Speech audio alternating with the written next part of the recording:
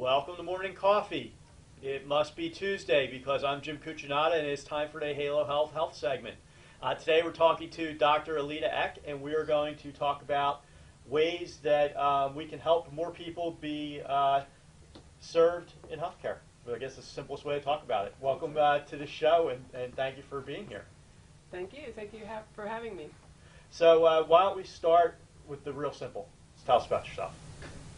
I'm a physician in private practice with my husband, and we've been in private practice since 1988. Okay. About 14 years ago, we started a non-government free clinic about 10 miles away from our practice, where we offer free care for those who are uninsured or underinsured or just have no means to get the health care that they need. Okay. And it's been an amazing experience. We've learned so much about the kinds of people who need the help that we give. We found out that when everybody volunteers, we can do it at an extraordinarily low cost. And we think it's a model that should be replicated across the state of New Jersey. Excellent. Tell me a little bit about kind of the services that you provide, you know, from a high level, the services you're providing to those patients, and then kind of the gaps, let's say, in the service. Sure. We provide primary care mostly, so people come, they're sick, they have colds, they have high blood pressure, they have diabetes, they have just kind of the routine medical problems that people encounter. We check them, we can get very low cost blood work for them, and then we can often give them free medicine. It gets donated to us by the pharmaceutical companies. So we really do provide charity care. Right. And the cost to provide care in this free clinic comes to about $15 per patient visit. We don't charge the patients anything. They can give a little donation, or private citizens just give donations to the clinic. To the they clinic. know it's a great charity. Absolutely. So it's a self-funded clinic. That's right. And you're able to kind of cut all the fat out of the system. That's right. Right. The one thing that the government does, the federal government gives us malpractice protection in the clinic. Okay. So that frees us up to just provide common sense care and not have to be real defensive, like to order every test possible the first visit, lest somebody come back and want to sue us because we didn't. Right, because you forgot to do something, you know. Yeah, I mean, that doesn't happen. We tell people to come back, and if they don't come back, either they moved on or we have no idea where they are. Right. But that's not our fault. Sure, absolutely. And it's interesting, right, that the government's encouraging you to volunteer your time, right? But they don't kind of take it all the way to the end. There's a gap. There is a gap. In fact, it's interesting. We have a Medicaid system that the government has set up to take care of the poor. In fact, most of the people that have gotten insurance under Obamacare have gotten Medicaid. At least half the patients we see are on Medicaid because they cannot find a doctor. They look in the book. There's 37 doctors that they should be able to see. Right. They call the offices and they can't get an appointment. So these people come and we treat them happily. We're happy to be there for them. And they're so grateful. Absolutely, and it's interesting, right? Because we were talking a little bit, and you said there's a super high percentage of the dollars that are earmarked for Medicaid, but yet New Jersey spends. Are you ready for this? $15 billion on Medicaid. Our whole state budget's $34 billion. Right. Now, granted, half of that comes from the federal government, but last time I knew, that was all the same taxpayers. Absolutely, So same base. It's a huge amount of money that we're spending on a Medicaid system where people at the grassroots level cannot find a doctor. Right. You know, there are clinics that they can go to that make an appointment, you know, far in advance. Or here's the three areas we have found that people cannot find help. The first is psychiatric care. They cannot find a psychiatrist that can take care of them.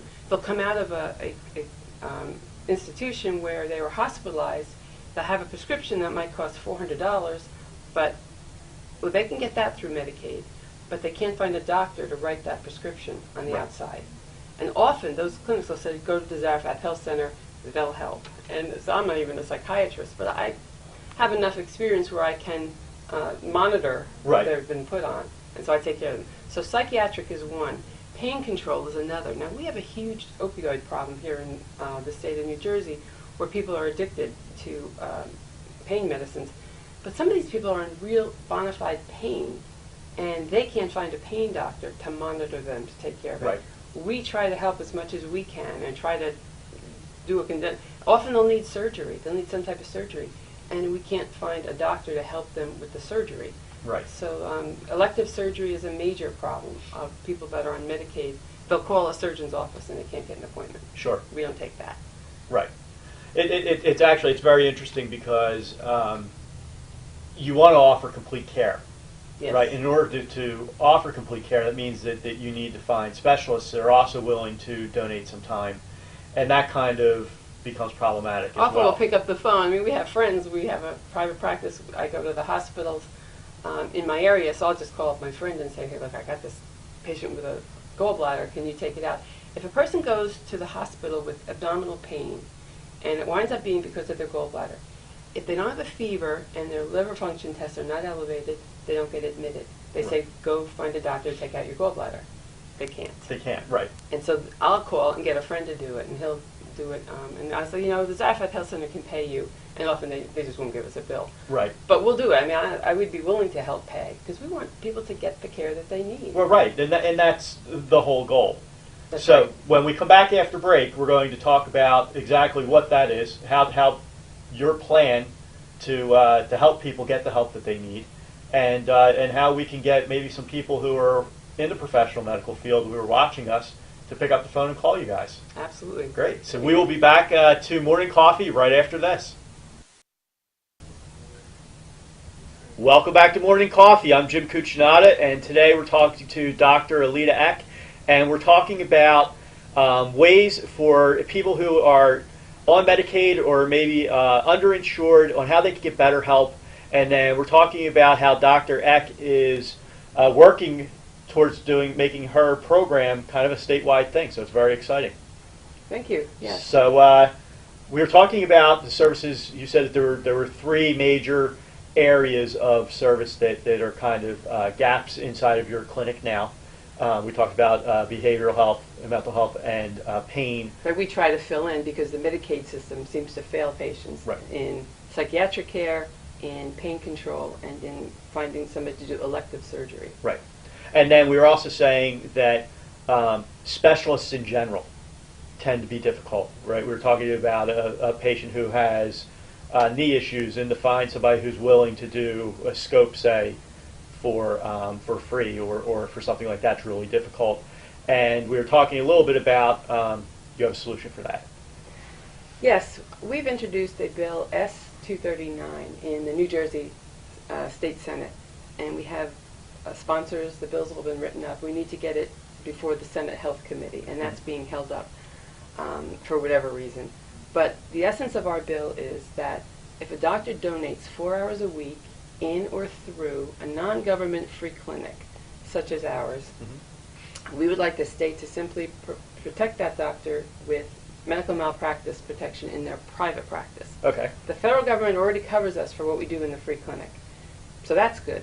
But we can't get enough volunteer physicians to come in. I mean, they're strapped. Being a doctor in this environment is not easy at all. Right. And with all the government programs that are out there, it's making it harder and harder, and all the paperwork and it's just a huge burden that's placed on doctors. We'd like to have these non-government free clinics in the communities. If the churches could set them up, or the Masons or the Kiwanis Club or whatever could set up the free clinics. Right. Have doctors come in, donate their time, and you have other volunteers that donate their time. We've got 10,000 people retiring every day in this country. Those people could donate some time. Sure, because lots of them are doctors and nurses and other medical professionals. Help in your community, and let's solve some of the problems without asking the federal government to do it. Because you know what happens is the federal government takes all the money, and then there's a huge amount of bureaucracy that's set up. Right. And talk about trickle down. Very little trickles down to the actual care for patients. Right. So cut that out, and we can get the job done locally. Sure. Right. Faster, cheaper, and more accurately. That's right. Right. It's the perfect way to do it, because you're cutting the insurance company kind of out of the mix. You're getting the federal government out of the mix. You've already gotten cooperation from pharmaceutical companies to work with these patients. So you're not really trickling down. You're kind of pulling down. Yes. The health care. we talk about repealing Obamacare and what we're going to do. How would it get replaced? Now, Obamacare has, the main thing is that they've expanded Medicaid. And I say that Medicaid is not really a great model for caring for people who can't afford care. So the best way to replace Obamacare is not with a big government program. Instead, patients that can would just pay cash for the routine, just credit card, whatever. You just pay for your routine care like you pay for your oil changes in your car. And then you buy insurance that is catastrophic only, so that it's when your house burns down, not your leaky faucets. Right. Right? And that way, you have catastrophic. It used to be a lot less expensive to have catastrophic insurance, and now they've gotten so many bells and whistles added to it, which is why insurance costs so much. Right. So you got that. You have the cash, and then you have the catastrophic insurance, but then real charity for those who can't afford either. Either of them, correct. And that's the three tenets of what we ought to replace Obamacare with. Right. And it makes perfect sense. If you think about it, when you're back, say, in the 50s growing up, everything was in your town, right? And you had a local grammar school, and your neighborhood kids went to the neighborhood school, and everybody felt a sense of community around watching those kids grow up. Right. They went to the doctor lived in the same community that they served. The dentists, everybody was focused on that community, they lived in that community. As the suburban sprawl grew, there was a divide. So these were the people still lived in that neighborhood, but they had to leave for service. By going to a community-based, health model, you're bringing it back, the kind of the power to the people. So you're bringing people back in. In our clinic, we also have, right nearby, we have food and clothing pantry. Mm-hmm. We have a place where people can go. I mean, they have more needs than just medicines. Absolutely. And they have emotional needs, and they want to be part of a group that cares about them. Sure. And so the people will come, and they're so grateful for coming to our clinic. Right. With people living under bridges. I had a lady on the other day, she's living in her car. She works at Walmart. She says they're very nice to me there, and they give her medicines less. Well, I gave her medicines for free. Right. And she was grateful for that. And you ask them more, so why are you living in your car? And the reasons are just huge. Yeah. Sometimes they don't have friends, or sometimes there's mental health issues. There's just lots of reasons. But if we could come and ask those kind of questions as a community, you don't have to be a medical doctor to ask it. Absolutely. We could help solve a lot of those problems. Sure, and you're healing the whole person. That's right. Right, which is the ultimate goal of any care, is to heal the whole person. And it's not a job to us. We're volunteering, and so now we're there because we want to be there. Right. And that way, the people know that, and they're extremely grateful. They're not demanding. They're just grateful. Excellent. And it's just a wonderful model. It makes you love being a doctor. Yeah, absolutely. It's awesome. I'm here with Dr. Alieta Eck, and we're on Morning Coffee, and we will be back after these messages. Welcome back to Morning Coffee. I'm Jim Cucinato. We are in the Halo Health segment, and today we're talking to Dr. Alieta Eck, and we're talking about ways to improve the health care for more people. And instead of looking at a real broad-based way of doing this, we're looking to kind of bring it local, bring it home. And one of the things that you're very passionate about is trying to get some legislation passed that will actually incentivize people to volunteer. Right. What we're trying to do is get legislation passed so that there would be hundreds of clinics in the state of New Jersey. And the way we would do that is we'd ask doctors to donate, this would be voluntary, donate 4 hours a week in or through a non-government free clinic. And if they would do that, we would like the state then to protect them for medical malpractice in their private practice. Right. The state already covers the medical schools, so this is not a new idea. So all the doctors who work through the medical schools, if you sue the doctor, you're really suing the state of New Jersey. Okay. Okay, so now if we have a doctor who's donating 4 hours a week, they're providing a valuable service at no cost to the taxpayers. And the deal would be that they would get their malpractice just covered by the state, instead of the state pretending to pay us. Yes. That's part of the reason why doctors don't take Medicaid. It's just the paperwork is so huge, the reimbursement is so low, the doctors just say, I can't do it, I'd rather just give the care for free. Sure. Through our clinic, though, we can't find enough doctors to donate their time. We're only open 12 hours a week. I saw 15 patients on Monday, and I can do that. It's just me, but I'd Sure. get more doctors and of all the different specialties to help if we could pass this legislation. Absolutely, and it's a math equation, Mhm. right? If a person is donating 200 hours a year to the clinic, right, and their normal rate is, let's say, $200. We'll keep our math easy, right? That means that it's roughly, do the zeros, right? $40,000 worth of free services. Okay, you could do it that way. Right? So if the medical malpractice insurance for the private practice is less than or equal to $40,000, then it's a positive. Yeah, and we're not asking the state to buy us commercial malpractice insurance. Right. Instead, just be the defendant in a malpractice case. And you'll find that all the defensible cases that are brought up where the lawyers hope you just settle, those will go away. Right. And also, we will do common sense medical care. We won't order every test under the sun. Right. Instead, we just order what needs to be done for the patient and have them come back. Or we try this medicine. If it doesn't help, you come back. We just are. It's extraordinarily efficient in Right. what we're doing. And Well, it's kind of like the blocking and tackling of being a doctor. They always say, bad football analogy, but the quarterbacks and the wide receivers are all the glamour, but all the games are won by blocking and tackling. And it's the same thing when you're giving care, right? It's the little things. You don't need a full panel of every test under the sun. You That's need right. 5 or 6 indicators to say, well, this is what I think they have. Let's go a Your little blood deeper. pressure's high. Try these medicines. These medicines are donated to us by the Right. pharmaceutical companies. We give it to them, have them come back in a month, have them Right. come back in 2 weeks, whatever, just to see if it works or not. And then we'll order blood tests. We can get very inexpensive blood tests done for them, and then we just go on from there. Right. And then they either feel better, they feel worse, and we work with them. Yep. And we find out what the rest of the social problems are that are causing them to feel the way they do. And all those ways that we are there to help them as a Right. community. Well, before we get into your big cameo into the screen, we have one thing, right, that we have to talk about. You mentioned that this bill is stuck, Yes. right? So we need you if you live in New Jersey, you need to go talk to your state senator. Senator Adiego, this is you. You need to pay attention to this. This is very important, right? What's Yes. going on with this We bill? have 40 senators in the state of New Jersey, so you've got one of them. Right. And it's Senator Vitale, who is the head of the Senate Health Committee, who is just not interested in bringing this forward for us to discuss. We believe we've talked to enough senators in the Senate Health Committee to get it passed through, but we just have to get him to bring it forward and have it brought before Right. the committee.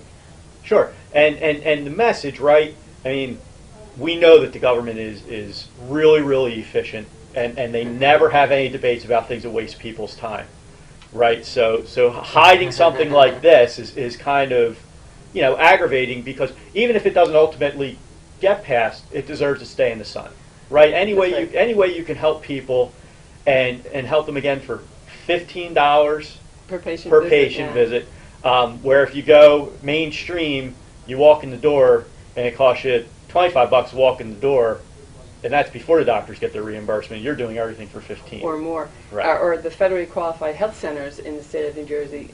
10 years ago, they said they needed 160 per patient visit in order to get the Right. job done. So they're probably up to $200, and the state taxpayers and the federal taxpayers are paying them. And we don't know where all that money is going, because Sure. the access to care still isn't great.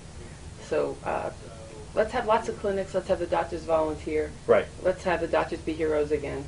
Which Absolutely. we were. And be a profession that people just- should be proud of. That's right. That's right. Speaking of being proud, so we have a proud tradition on this show. You're going to look into camera 3. Okay. You're going to give your message. Okay. But there's 3 things you always have to remember, right? You have to remember to tell them who you are, tell them what you do, and tell them how they can reach you. And then I sit back and I nod knowingly. Okay. Okay. Okay? Sure. You're Right on. now? Yeah. Hi, I'm Dr. Alieta Eck, and I have a private practice, but I also run the Zarephath Health Center in central New Jersey, where we take care of the poor and the uninsured for free. We have a law that we're trying to pass, S-239, and we need it brought before the Senate Health Committee here in New Jersey. And so that's what we would like to promote. You can reach me at njaaps.org. That's where you can learn all about this bill that we're trying to pass.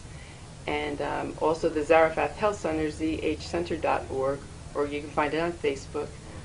And I'm trying to be available. I actually ran for Congress in 2012, so I turned that Facebook page into Alieta Eck, MD for Real Healthcare Reform. So that's a Facebook page which you can like and look at, and I'm constantly putting things up.